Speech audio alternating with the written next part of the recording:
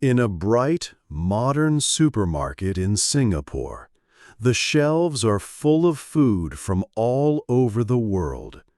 You can find meat from Australia and milk from New Zealand. There are colorful fruits and vegetables from many different countries. But among these items, you can see something special. It is a small, clear box of fresh kale. The leaves inside are a deep, healthy green. Every single leaf looks perfect and the same. This kale tells an interesting story. It did not grow on a normal farm with fields of soil. It never felt real sunlight or rain.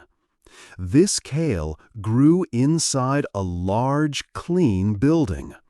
This building is a high-tech indoor farm.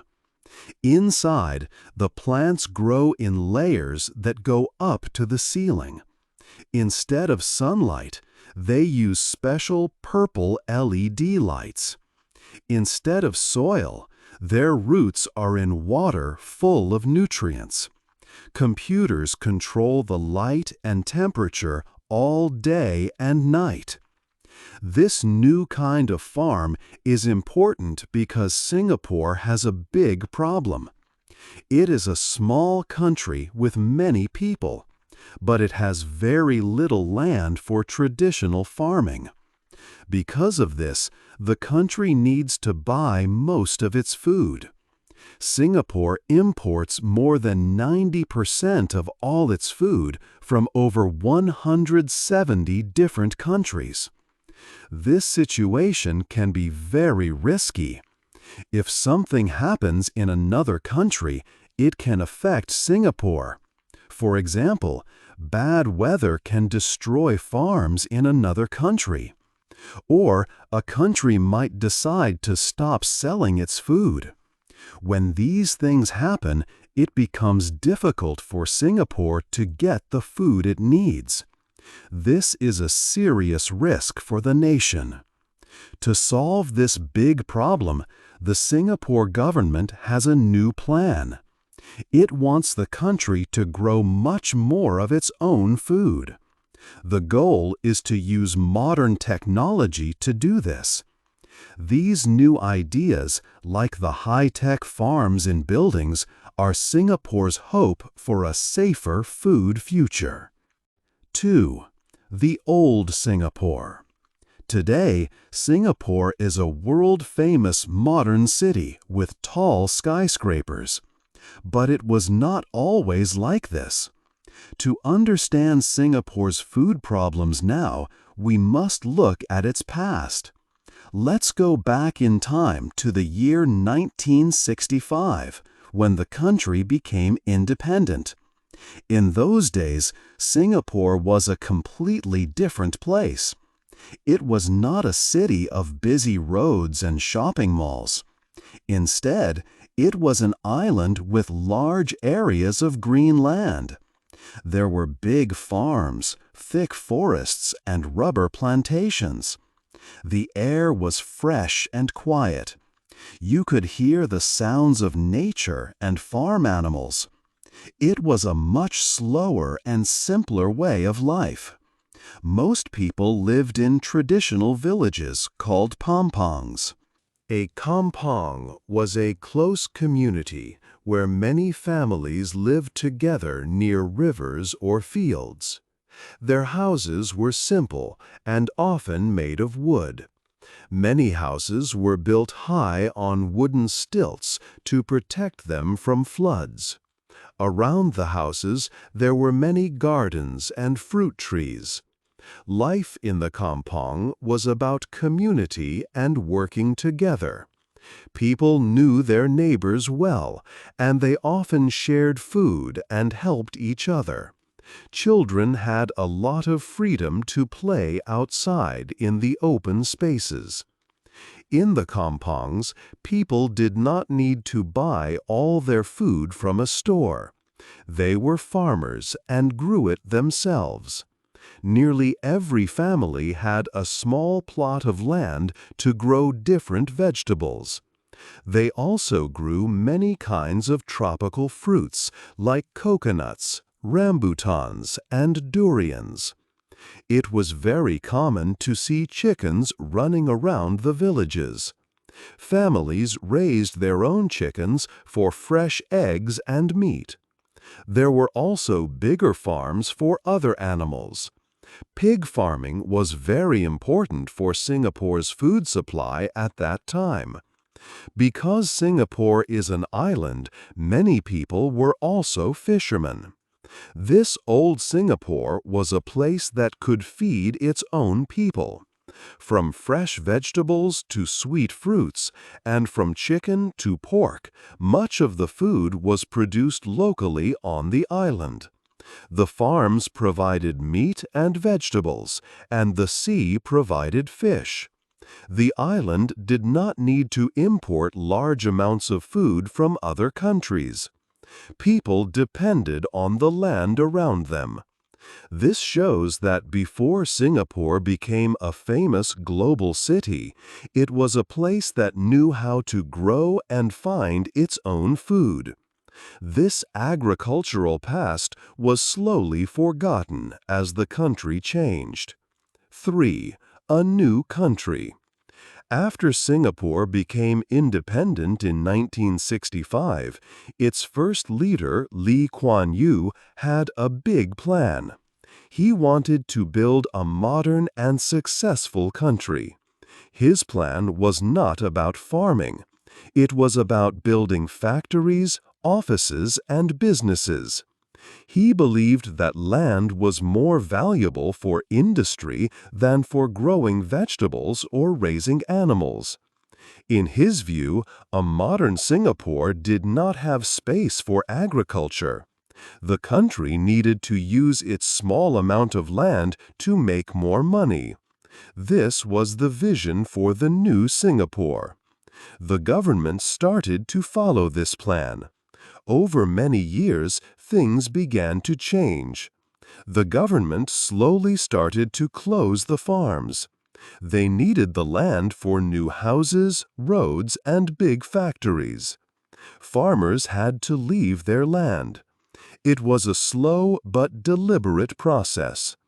The government also started to build large reservoirs to store fresh water. They said that animal farms, especially pig farms, could make the water dirty. This was another reason to move the farms away from these areas. For a short time, the government tried a new idea. They created a special area for large pig farms. These farms were very modern and produced a lot of pork. By 1980, Singapore was producing enough pork for everyone in the country. But this success did not last. In 1984, the government made a final decision. They announced that all pig farms must close. The government said it was much cheaper and easier to buy pork from other countries. By 1989, the last pig farm in Singapore was gone. Other types of farms also closed down. The fields and animal pens disappeared. In their place, the city grew. Singapore had become a new country, one that did not produce its own food. It started to import almost everything it needed to eat from all around the world. 4. Big problems. For a long time, Singapore's plan to import food seemed perfect. The system worked very well for many decades. Supermarkets were always full. They had a wide variety of foods from more than 170 different countries. People in Singapore could easily buy rice from Thailand, wheat from Australia, and fresh fruits from Indonesia. Because Singapore was a rich country with an efficient port, food was always available and affordable. Most people did not worry about where their next meal came from. It felt like a problem that was already solved. But then, big problems started to happen around the world. The first major shock was the global food crisis in 2007. Suddenly, the price of food like rice and wheat doubled or tripled. Some countries, like India and Vietnam, stopped exporting rice to protect their own people. This was a serious warning for Singapore. The country saw that its food supply could be cut off. At the same time, climate change began to cause more problems. Droughts in Australia and floods in Thailand made it harder for those countries to grow food and sell it to Singapore. The next big shock came from a country very close to home. Singapore buys a lot of its fresh food, like vegetables, fish, and chicken, from its neighbor, Malaysia. This relationship was very important. But in 2022, Malaysia made a sudden decision. It stopped all chicken exports to Singapore. The Malaysian government wanted to make sure there was enough chicken for its own people and to keep prices low. The effect in Singapore was immediate. The country's favorite national dish, chicken rice, was in trouble. Hawkers could not get fresh chicken. This event was a clear and scary example of how a decision in another country could create a big problem for Singapore. The COVID-19 pandemic was the biggest test for Singapore's food system. As the virus spread, countries everywhere closed their borders and started lockdowns. The global supply chains, the systems for moving things between countries, stopped working properly. Ships could not move and planes could not fly easily. It became very difficult and expensive to bring food into Singapore. The country's leaders saw how fragile this system was.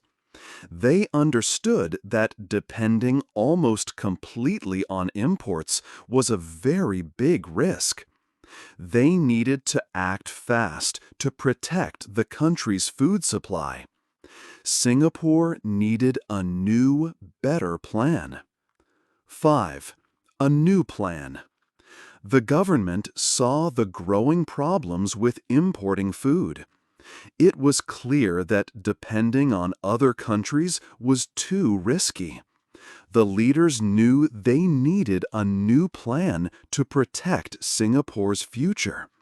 It was time for a big change. In the year 2019, the government created a special group. It was called the Singapore Food Agency, or SFA. The SFA brought together all the different government offices that worked on food. Now, one single agency was responsible for making sure Singapore's food was safe and secure. This was a very important step. It showed that the government was now serious about food production. Soon after, the SFA announced a very ambitious goal. They called it the 30 by 30 plan. The goal was to produce 30% of the country's nutritional needs locally, and they planned to do this by the year 2030. This was a complete change from the past. For many decades, Singapore had closed its farms to build factories and homes. Now it was trying to bring farming back. But this was an extraordinary challenge. The country only had about 10 years to reach this big goal. The main problem? Land. Singapore is a small island with very little space for farming. Less than 1% of its land was available. It was impossible to use traditional farms with large open fields. There was not enough room.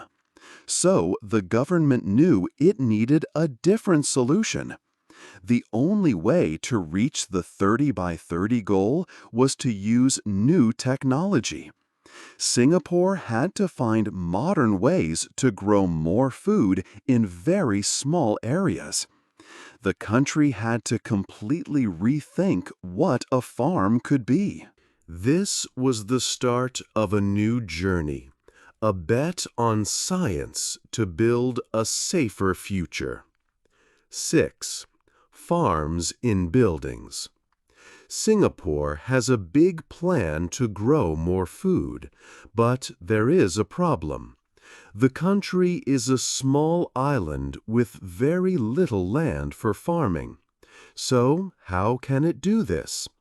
The answer is a new and exciting idea: farms inside buildings. These special farms are called vertical farms. The word vertical means up and down.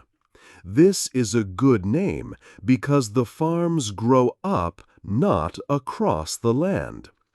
Imagine a very tall building in the city. Now, imagine that building is full of plants instead of people or offices. This is a vertical farm. They can be built in old warehouses or new special buildings. This clever idea means Singapore does not need large open fields to grow food. Inside a vertical farm, things are very different from a traditional farm. There is no soil on the floor, and there is no sunlight from the sky. The buildings often do not have any windows. Instead, the plants grow on long shelves. These shelves are stacked on top of each other in layers all the way up to the ceiling. It looks like a huge bookshelf, but it is full of lettuce, kale, and other leafy greens. This system saves a lot of space. It allows one building to hold many small farms, all on top of each other. Because there is no sun, the farms use technology. Special LED lights hang over every shelf. These lights often have a purple or pink color. This is because plants grow very well with red and blue light. The lights give the plants the perfect energy to grow strong and healthy. The plants also do not need soil.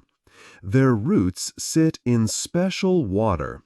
This water is full of all the nutrients and food that a plant needs to live.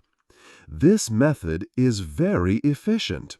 It uses much less water than a farm outside. Technology is the most important part of a vertical farm. Computers control everything to create the perfect home for the plants. They keep the room at the best temperature. They control the lights and the water. Because everything is controlled, the plants are safe from bad weather and pests. They grow very fast and can be harvested all year in every season. This modern technology is the key to making Singapore's food plan successful. It allows the country to grow a lot more food in a very small area. 7. Hard questions. The new vertical farms are amazing, but they are not perfect. They have some big problems, and people are starting to ask hard questions. The biggest problem is electricity. The special LED lights inside the farms use a very large amount of power. They must stay on for 12 to 16 hours every day to help the plants grow. This uses more electricity than a normal house uses in a whole year. All of this electricity is very expensive. It also creates a new problem for the environment. Singapore makes almost all its electricity from natural gas, and it buys this gas from other countries. So the farms help Singapore depend less on imported food, but they make the country depend more on imported energy. This is a difficult situation. Another hard question is about money. The vegetables from vertical farms cost a lot. If you go to a supermarket, you can see that a bag of local lettuce from a vertical farm is often 2 or 3 times more expensive than lettuce from another country. Many families cannot pay these high prices for their food every day. For the 30 by 30 plan to be successful, the food needs to be affordable for everyone, not just for people with a lot of money. There is one more important problem. These farms can only grow certain types of food. They are very good for growing leafy green vegetables like lettuce, kale, and spinach. These vegetables grow quickly and are popular. But people cannot live on leafy greens alone. The most important foods for most people are staples like rice, wheat, and potatoes. These foods give people the energy they need. It is not possible to grow these staple crops in today's vertical farms. This means that even if Singapore builds many more vertical farms, it will still need to import most of its important food. The farms are not a complete answer to the country's food problem. 8. The future of food. So, are these high-tech farms the real future of food for everyone? For a small and rich country like Singapore, this plan is very smart. Singapore has little land and a lot of money. The government wants to protect the country from global problems, like when other countries stop selling food. Vertical farms are a good way to grow some fresh food inside the city. This gives Singapore more control and helps it feel safer. It is an important part of the 30 by 30 plan for food security. However, this model is probably not the future for most other countries. The biggest reason is the cost. The technology is very expensive to buy and to run. Also, these farms use a huge amount of electricity for the powerful LED lights and cooling systems. Most countries cannot afford this much energy, and it is not always good for the environment. For countries with a lot of land, traditional farming is much cheaper and makes more sense. This new way of farming also creates a new type of dependence. Singapore is trying to be less dependent on other countries for its food. But now it is becoming more dependent on technology and a constant supply of electricity. These farms cannot work without power. They also need special parts and computers that often come from other countries. This creates a new risk. If the technology breaks or the power goes out, the farms stop working completely. Singapore's high-tech farms are an important experiment. The world is watching to see what happens. The plan shows the big challenges of trying to grow food separate from nature. Creating a food system without soil or sunlight is possible, but it is very complex and has its own problems. It is a special solution for a special place, but it may not be the answer for the whole world. What kind of food do you think will be on our plates in the future? Hey there! Just a second before you go. If you learned something new today, please give this video a like, write your thoughts in the comments, and subscribe to the channel. It only takes a second, and it really, really helps to create even better English videos for you. Your support means the world. Thank you.